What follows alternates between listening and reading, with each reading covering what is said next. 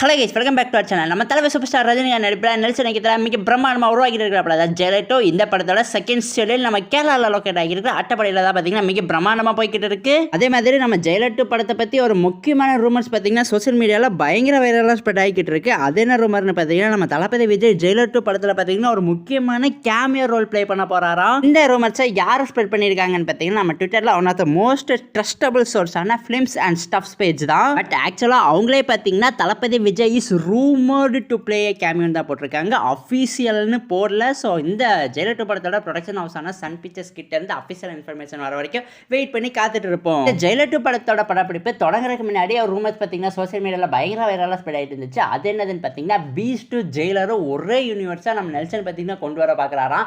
லோகேஷ் கனகராஜ் எப்படி விக்ரம், கைதி, லியோ இது எல்லாத்தையுமே லோகேஷ் சினிமாட்டிக் யூனிவர்ஸாக கொண்டு வந்தார்.